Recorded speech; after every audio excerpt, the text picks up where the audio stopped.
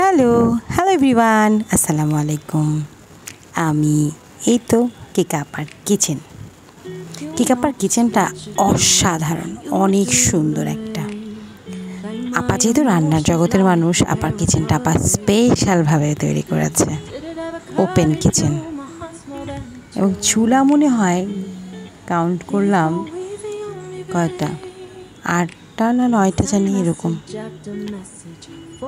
আরও বেশি হতে পারে। না আর একটু বেশিই হবে। অনেক অনেক অনেক সুন্দর করে সাজিয়েছে। আপা নিজের হাতে রান্না করতে অনেক বেশি পছন্দ করেন, খাওয়াতেও কিন্তু অনেক বেশি পছন্দ করেন। তাই তো সেদিন অনেকগুলো আইটেম করেছিলেন, 2টো ওভেন, এত খাবার, কোনটা রেখে কোনটা ভিডিও করব এটা একটু কনফিউশনে ভুগছিলাম। আবার কিচেন স্পেস দেখাবো নাকি ডাইনিং স্পেস দেখাবো, আজকে শুধু খাবারের আইটেমগুলোই দেখাচ্ছি। এরপরে কিচেন স্পেস এবং ডাইনিং স্পেসটা দেখাবো। অসাধারণ ডাইনিং স্পেসটা তো মাশাল্লাহ বিশাল বড়, এবং সেটাতে একই সাথে 25 জন, 12 দুগুণে 24, 26 জন বসা যায়, এত বড়।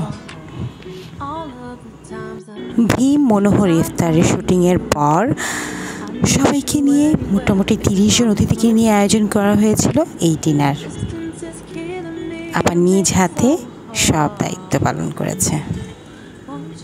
একটু মনে দেরি করে ফেলেছিলাম, আর একটু সকাল সকাল গেলে আবার সব রান্নাগুলো শিখতাম বসে পাশে থেকে দেখে।